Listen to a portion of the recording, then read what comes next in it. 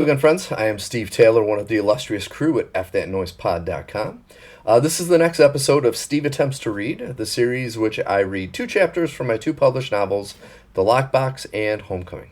Links to these videos can be found at fthatnoisepod.com and at staylorbooks.com. If you like what you hear, The Lockbox and Homecoming can be purchased digitally or in paperback at amazon.com. There is a link to both at my website, staylorbooks.com. As always, this content is brought to you by Trashman Media. Trashman Media is the home video review site specializing in films that you might not see at your local Redbox. Find out more at trashmanmedia.com. Also brought to you by Bizarre Abyss, the site dedicated to news and straight talk.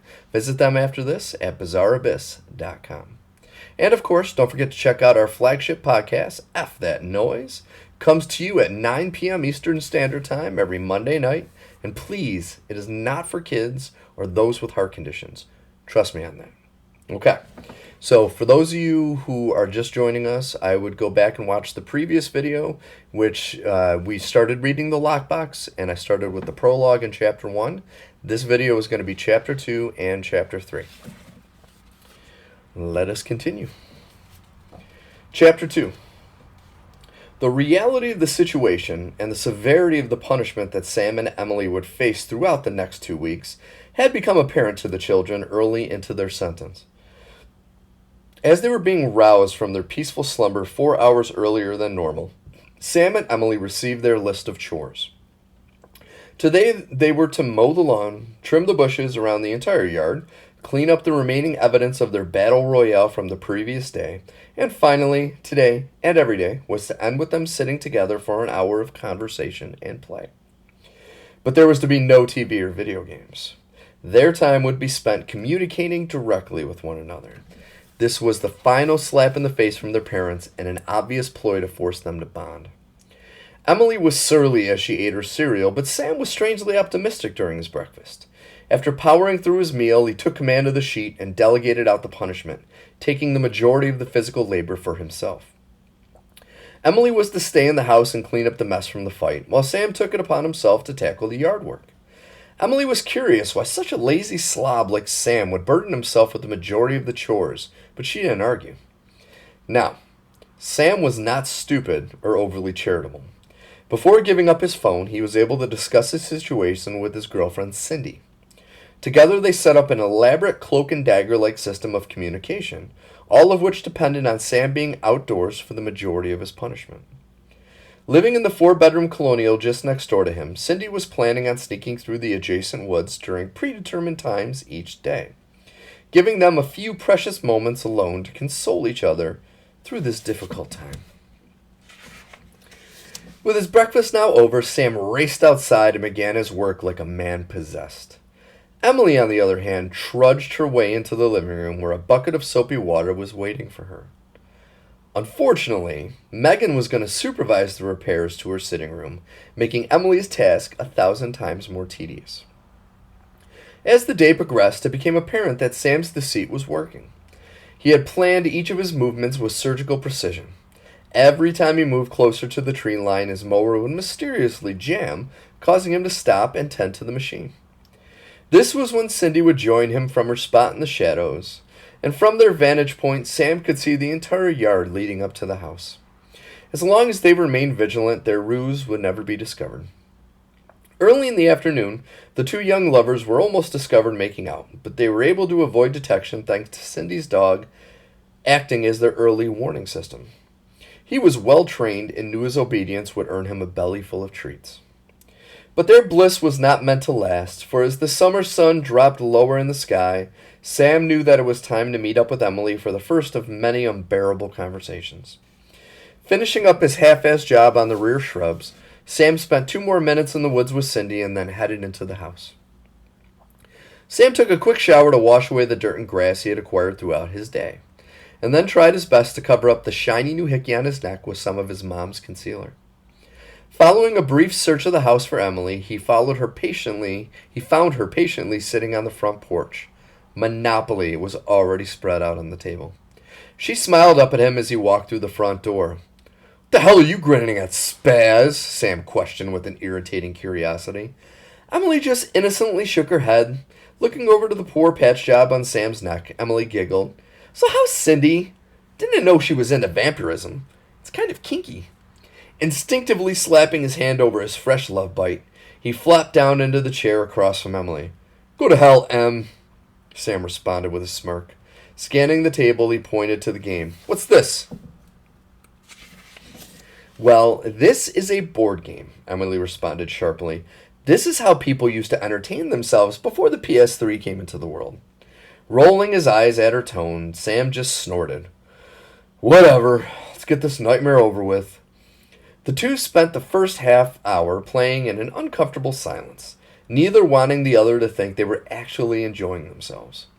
As the game continued, a small conversation soon overtook them.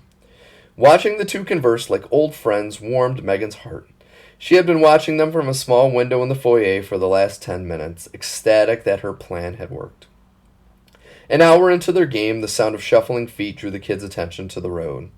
Focusing on the approaching steps, Sam soon realized that they belonged to Jerry Kerr, an old hermit who lived just north of the high school. The frail man stood maybe 5 feet tall and was dressed in the same tattered old suit that he had seemed to wear every day. The material might have seen better days, but it still held the sharp creases of a finely tailored suit. What little of his silver hair that remained was kept hidden under the brown fedora atop his head. Everything about Mr. Kerr screamed ordinary, except for the silver box he held firmly in his brittle hands. Hey, Mr. Kerr! Sam shouted at the tiny figure creeping past. The fragile old man turned and waved one of his feeble hands back at the kids. Good evening, Sam, he replied in a barely audible, weak voice. Good to see the both of you are staying out of trouble. It's easy when you're under house arrest, Emily responded, returning the man's wave. Smiling, Mr. Kerr continued on his path without further comment. Gradually, he disappeared past the next home. Emily looked over at Sam. I didn't know you were so tight with Mr. Kerr. Turning his attention back to the game, Sam rolled the dice for his next turn. You know I've done some yard work for him in the past. In fact, he wants me to cut down an old oak tree for him before school starts. He said the branches had started growing too close to the house. Emily whistled. Whew, I still can't believe how far he walks every day. It must be 30 miles. Don't be stupid, Em. Cindy's mom is a waitress at the cafe down the road, and she says he likes to walk after he eats dinner. I guess it's almost every night. What do you think is in the box he carries? Emily asked Sam after returning to the game. Who knows, Sam mumbled. Maybe that's where he keeps his stash. Sam moved his fingers to his mouth as mimicking the act of taking a hit off a joint. This caused Emily to erupt into a fit of unbridled laughter. Once she regained her composure, the kids spent the rest of their night coming up with even more outlandish theories of what the box might contain. Over the next 2 days, time would pass without any excitement. Even though the nature of their chores would change from day to day, Sam was still able to find something to do outside each day. Emily had decided that it was in her best interest to help Sam with his deceit, realizing that keeping him happy would make her life in prison much easier. Each day would also bring new challenges to the game table. Wednesday's heated game of chess would conclude with Emily partaking in a 10-minute victory dance, while Thursday ended with Sam embarrassing Emily in gin rummy. Mr. Kerr continued his daily walks, greeting the kids with warm smiles and kind words, every interaction precipitating further speculation over what the box might contain. Thursday night, the kids were treated to some ice cream and a few sitcoms with their folks.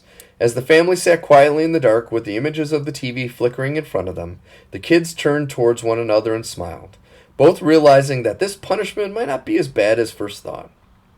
Unfortunately for them, neither could imagine how horribly wrong they both were. In the early hours on Friday, a rumbling of thunder shook the peaceful house. As if from a Bible story, the skies had opened up and a deluge of rain battered the area with an unrelenting ferocity. The monsoon-like rainstorm flooded the high school fields, causing today's football practice to be canceled. As a result, for the first time since the incident, the family would find themselves together for the entire day. Sam and his father had spent the last few days at each other's throats and were now not speaking, both too proud to admit any fault in the week's events. Sensing that the tension between the two had become more intense, Megan decided to give the kids a day off from their punishment. She treated the whole family to a lunch and a movie. Reluctantly, Sam and Roger agreed to go, leaving Emily and Megan no choice but to act as buffers. In an attempt to keep the peace, over lunch, Megan suggested the family go and see the new Tim Thomerson action movie, Trancers 8, The Path of Death. Immediately, this decision would spark a hint of excitement and finally some conversation between father and son. Leaning over to Emily, Megan whispered, "Nothing brings boys together like blood and boobs." Emily broke up laughing, never receiving even a glance from the two giddy men. After 2.5 brutal hours of testosterone-filled carnage, the family returned home. Roger and Sam gushing over the glorious depiction of death and destruction the entire ride. Noticing the time, Emily asked Sam if he was still up for a game. Realizing the sacrifice she had made all day for his benefit and the help received from her all week regarding his love life, Sam graciously accepted. Being his turn to choose the game, he would eagerly retrieve Stratego from the basement. Emily was not pleased, seeing that this was the only game she had never mastered. The daily contest of wits would last a couple of hours, with the outcome staying true to form. Sam once again would rise with his hands in the air, triumphant. "I am Superman!" he proudly announced to the world. Emily just shook her head at his ridiculous proclamation. A super douche is more like it. After a few more minutes of back and forth insults, they began to clean up the remnants of the game. As he folded up the game board, Sam paused, curious to why Emily kept looking up at the street with concern. "What's wrong with you?" Emily shook her head. "I'm not sure, but something's just off." Looking over at Sam, Emily questioned, "Have you seen Mr. Kerr today? I don't remember him ever walking by." Sam looked out over the street. The rain had ended 3 hours prior, and the pavement was almost dry. "No, I didn't. That's kind of weird," he replied. "Maybe he took a day off because of the weather." Emily turned and looked up the empty road. Maybe.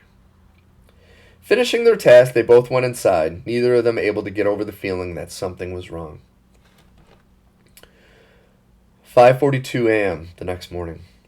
Torn from his sleep by a dream he could not remember, Sam found himself awake at a time he normally would just be going to bed. Rubbing his eyes, he stumbled down the stairs and into the kitchen. After brewing a ridiculously strong pot of coffee, he walked out onto the porch in a daze, half expecting Sydney to be lurking in the bushes. As he stepped through the doorway, Sam slipped on something. Angrily searching for what caused him to spill half of his coffee, he was surprised to find an envelope on the ground. Scanning for any sign of who may have left this, Sam was discouraged to find the street's absence of life. Taking a swig of coffee to clear his head, Sam sat on the top step of the porch, set down a still steaming cup, and opened the envelope. Inside there was a folded piece of lined notebook paper and a plain metal key. Placing the envelope and key on the table next to his cup, Sam opened the paper and was surprised to find a lengthy letter addressed to him and Emily. After scanning the paper front and back, he began to read its contents. "Samuel and Emily. Something unfortunate has occurred, and I am forced to take an unexpected trip. My hope is that while I am away, you will both find time to check in on my belongings. I have many old antiques, and I cherish very deeply. I only ask this of the two of you because of Sam's familiarity with my house. I do not have many acquaintances that I can trust, and I hope you will both do me this favor. As you may have noticed, I possess a small silver lockbox. I am unable to bring it with me on my journey and must also place it in your care. This box and its contents are very precious to me, and I hope you will guard this treasure as if it were your own. I apologize for not being able to give you any more information on what secrets lie within the box, but its contents must remain hidden for your own safety. You will find the box in the second-floor washroom of my home. I have placed it just behind the oak tree. If for any reason you both find yourself in need of help or answers, you will find assistance at the number 212-555-8421. Just mention the name Simmons to the contact on the other end, and they will know what to do. Please, only use this resource as a last resort and for your own safety. This correspondence must remain a secret. Thank you both for your help. Sincerely, Jerry Kerr. P.S. Under no circumstances are you to open the box. You have to trust me." Sitting back in his chair, Sam attempted to understand what he had just read. The cryptic nature of Mr. Kerr's request was only overshadowed by the feeling of dread the letter gave him. I cannot see why me and Emily need any help watching an old man's belongings, he thought to himself. And the fact that Mr. Kerr mentioned twice that silence was what would keep them safe didn't sit very well with him either. He read through the letter one more time, then picked up the key from the table. Studying the small metal object, he couldn't help wondering what part it played in this little mystery. Just then, Sam heard the unmistakable sound of his father walking down the stairs. The groans of pain from his bad knees, coupled with an occasional flatulence, were unmistakable. Quickly gathering the key and the letter, Sam hid everything under a loose board in the deck that he had discovered during one of the game sessions he had with Emily. Just seconds after he replaced the board, Roger poked his head around the corner. What are you doing up this early? He asked curiously. Sam straightened up and grabbed for his coffee mug. I couldn't sleep, was all his shocked brain could muster as a response. Pointing to the mug, Sam tried to distract his father's attention. I did brew a pot of jet fuel. It's in the kitchen. Roger responded with a twinge of skepticism in his tone. Is that why you're so damn twitchy? After a few tense moments, Roger smirked, looked at his son's coffee mug. Hell, it's probably better than that crap your mom forces on me every day. The words had just left his mouth when they both heard Megan's booming voice coming from the stairs. Hey, I heard that, mister, she said in protest. You'll appreciate my crap coffee when you're drinking your lunch through a straw. With a quick wink and a smile, Roger disappeared into the house. Sam could hear his parents laughing as a friendly battle ensued.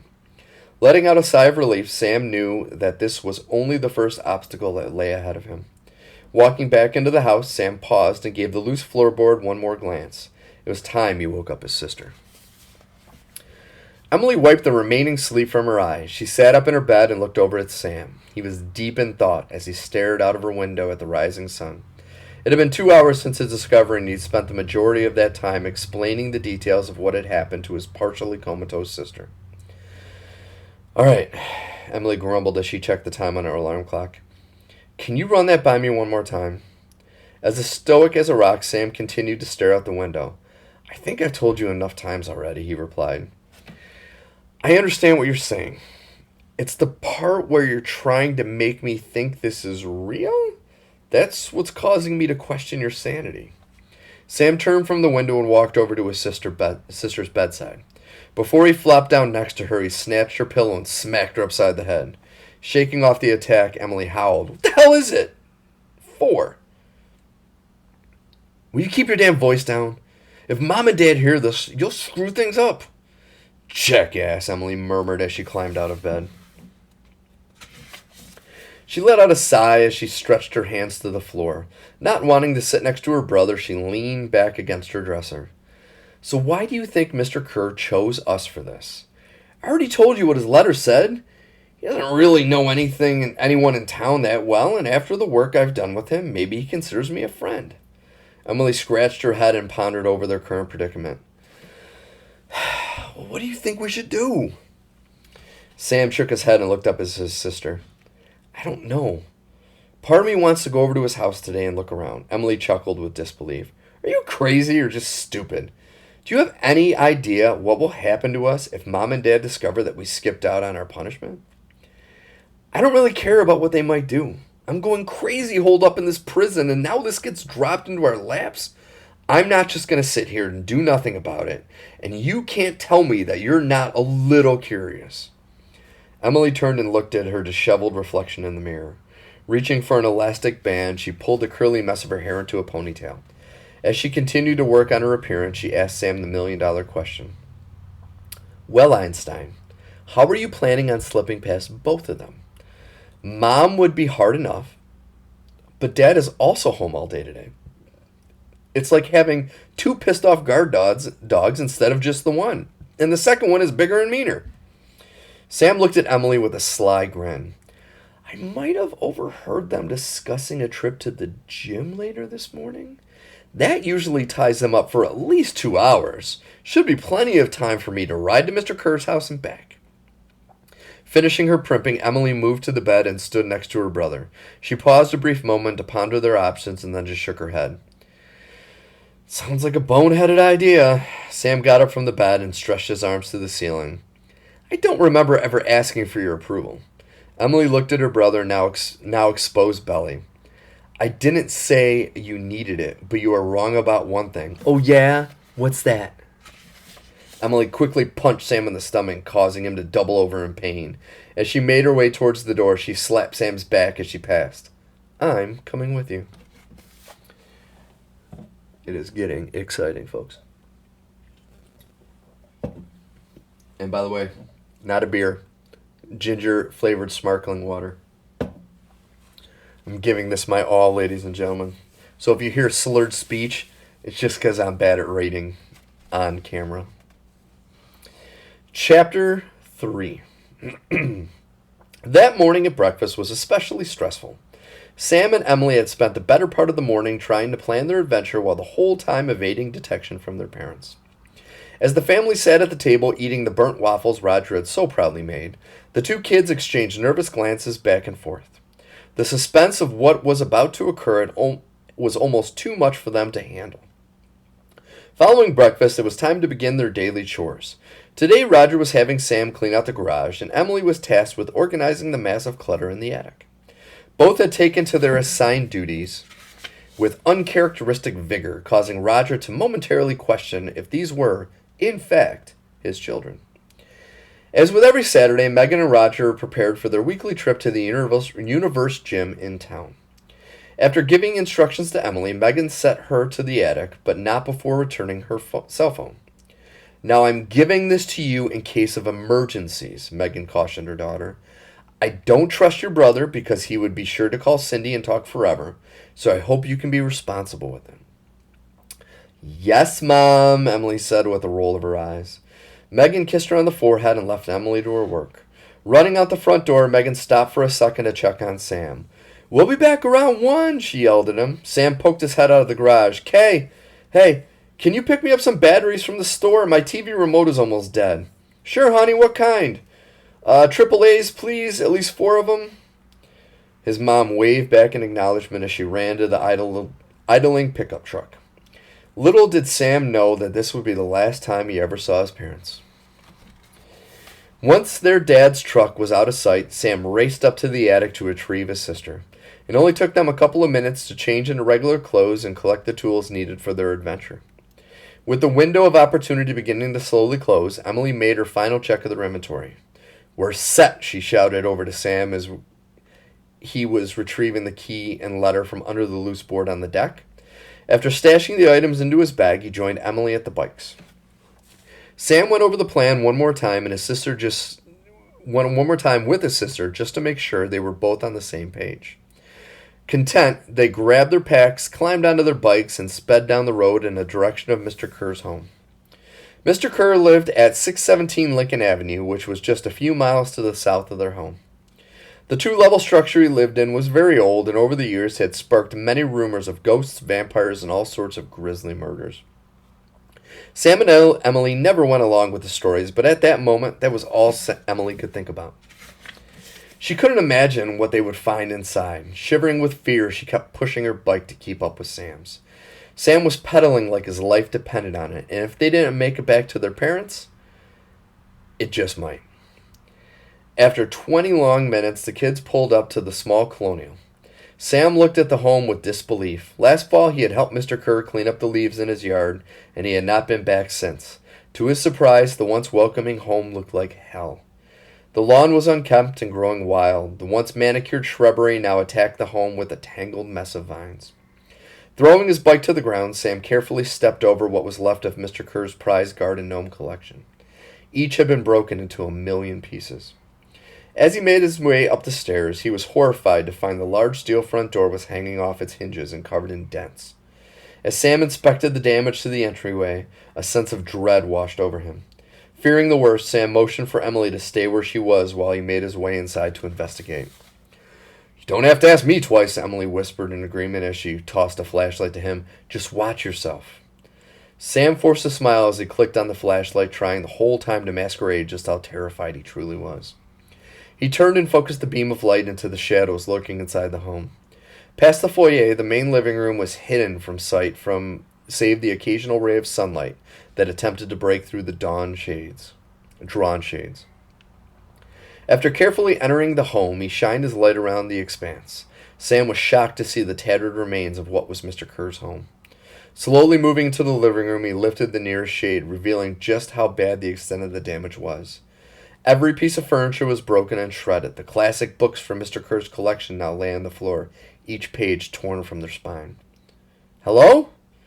Sam paused and waited to hear a response, hoping it would not come from the perpetrators of this carnage, but the house remained silent. Moving further down the hall, Sam checked the kitchen and found more of the same. The refrigerator was lying on its side, its contents leaking all over the floor. Sam reached down and touched a head of lettuce at his feet. It was still cold. Whoever did this must have been there recently. Nervous that they might return with his sister just hanging out up front, Sam called for her to join him. A few moments passed before Emily appeared in the kitchen doorway. She looked as surprised as Sam was, and even more terrified. "We need to get the hell out of here," she urged as she tugged at Sam's backpack. Sam turned to face her. "I agree, but first I need to find the lockbox." Emily shook her head violently. "Are you kidding me? Screw the box. I don't want to end up like that fridge." Pulling himself away from her grasp, Sam sped past her and quickly made his way up the staircase leading to the second floor. Taking the steps 3 at a time, he was at the top before Emily could process what had just happened. Surveying his surroundings, Sam was not surprised to find more devastation waiting for him. Each room was ransacked and left in ruin. As he carefully moved away from the steps, he found what it was he was searching for. On the left side, just 2 doors down from what remained of the bathroom, what remained of the bathroom. Sorry, I gotta take a drink.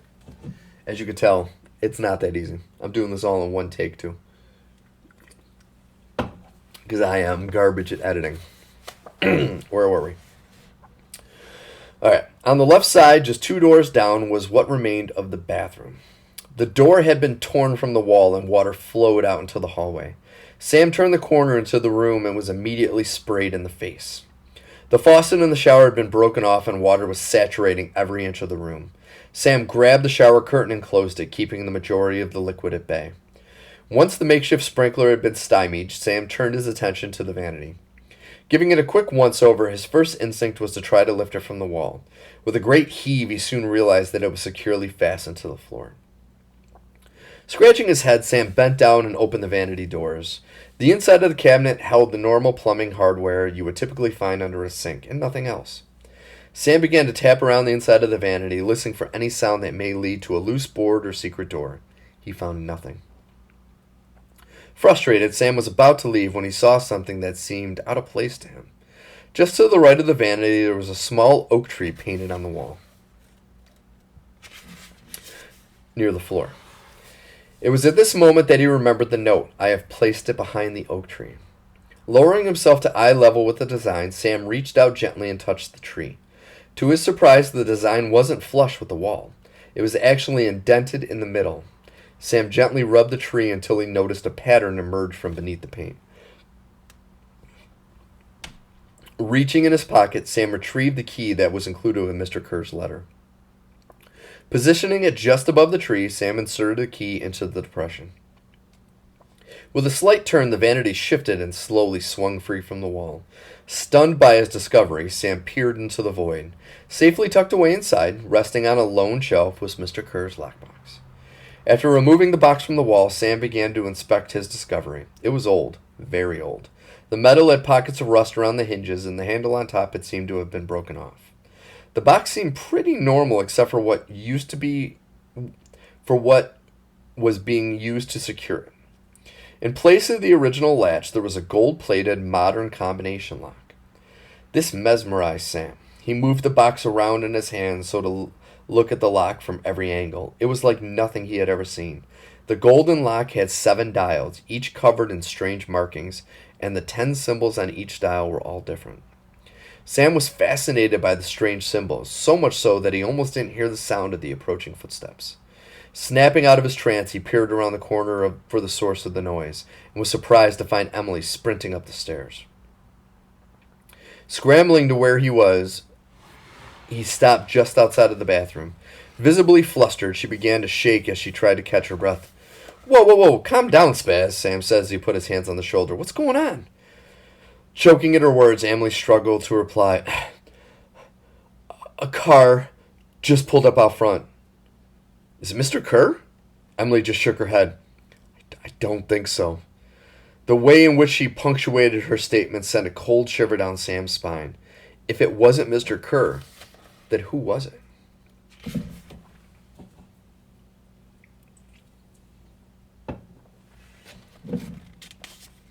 Following their abrupt exit from the gym, Roger and Megan had begun a heated discussion on the drive home.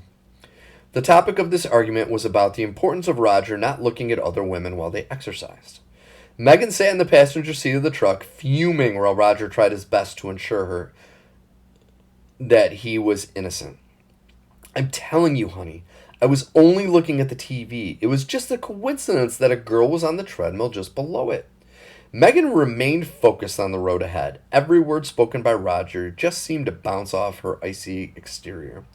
Growing increasingly frustrated by the direction of their conversation, Roger inadvertently put the final nail in his coffin. I can't believe you actually think I would look at another woman while you're there. The words had just left his lips when Roger realized what he had said. In a very methodical motion, Megan turned to face Roger. Her face was a dark shade of red, and if you looked just right, you may have seen smoke emanating from her ears. Get me home, was the only phrase she could muster. But it was enough to make Roger shudder in fear. His big mouth once again cursed him to a fate he didn't want to imagine. Turning onto their street, Roger noticed something odd. From a distance, he saw two large black SUVs parked in the driveway. Slowing up a bit, Roger nudged Megan.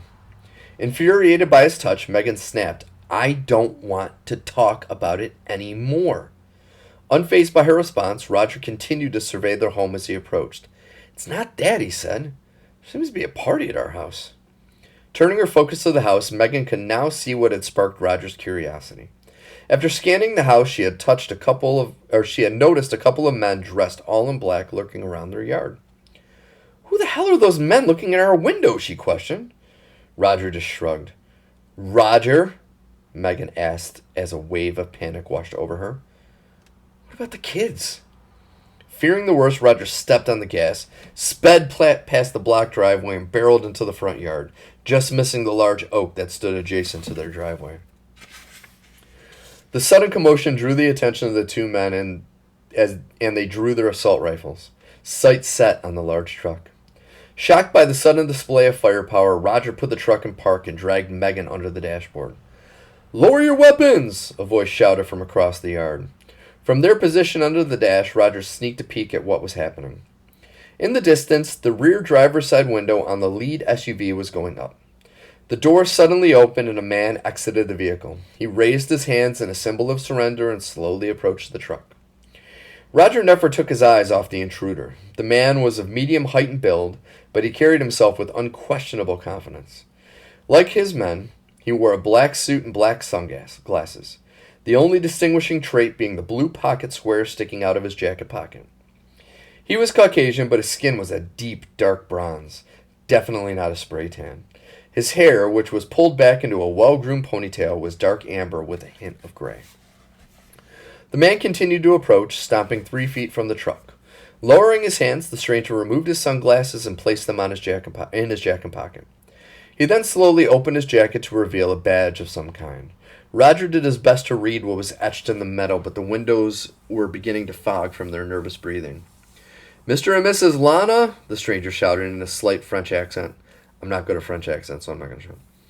I am with the FBI. Can you please step out of the vehicle? It is very important that I speak with you. This statement added to the tension in the vehicle. Megan grabbed Roger's arm and squeezed it with all her strength. What is he talking about, Roger? Roger just shook his head, never taking his eyes off the dark presence standing in their yard. Well? Megan questioned. What are we going to do? He took a deep breath as he pried his wife's hands from his arm. Stay here. Roger opened the door to the truck under light protest from Megan. Peering around the yard, he was anxious to see that there were now 2 groups of men standing on opposite sides of the house, all weapons pointed at the pickup truck. Recoiling back behind the door, Roger pointed to the 2 men he saw and yelled a command towards the mysterious leader. I don't know who the hell you are, but if you don't want to talk, they need to lower their 2 weapons. The agent looked around at the rest of his team. With a sudden stern arm motion, the men all lowered their weapons and walked toward the 2 SUVs. Looking back at Roger, the leader once again opened his jacket, revealing his badge. Mr. Lana, I am Agent Johnson of the FBI, and this is an emergency. May I please approach the vehicle and show you my credentials? Feeling more confident now that the weapons were no longer pointed at him, Roger stood up straight and moved out from behind the door. Yes, but you better do it slowly. As Agent Johnson approached the truck, Megan reached out and squeezed Roger's right hand. He looked back at Megan and just winked. She always loved his confidence, but now she was uneasy about the situation and resented the gesture. Agent Johnson walked up to the door and removed his credentials for Roger to review. Extending his arm, Roger accepted the ID and looked over it silently. He studied the man's paperwork before passing the ID to Megan, who also gave it a once-over. After she was convinced that Agent Johnson was legit, she sat up, shimmied out of the door, and joined the 2 men. Handing Agent Johnson his ID back, Megan began the interrogation. Where are my children? Agent Johnson shrugged at the question as he returned the ID to his pocket. I was hoping you could tell me, Mrs. Lana. We arrived 10 minutes ago and there was no answer at the door. That's why we began circling the yard. My men were looking for any movement inside. It appears no one's home. Concerned about the whereabouts of her kids, Megan abruptly left the conversation and walked towards the house, leaving Roger with the agent. Agent Johnson watched every step Megan took towards the house, tracking her movements like a hunter after his prey. Noticing this aggressive gesture, Roger tried to divert the focus back on him.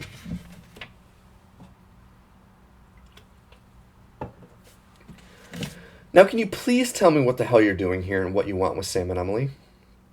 Agent Johnson looked back towards Roger with a compassionate glare, trying his best to gain his trust. I am here to ask your children a few questions about one of your town's residents, an older gentleman that goes by the name Kerr. We have reason to believe they might be in contact with him. Roger gave a curious look due to the accusation and because of the looks of disdain that Agent Johnson had when mentioning Mr. Kerr's name. Mr. Kerr? What do you want with that crazy old man, and why do you think our kids have anything to do with him? We don't know yet, but there are some who live in this town that believe your children may know him better than you think. Some of your neighbors have heard them talking to Mr. Kerr just this week. Now, I wouldn't call that a coincidence. Roger was able to muster a nervous laugh.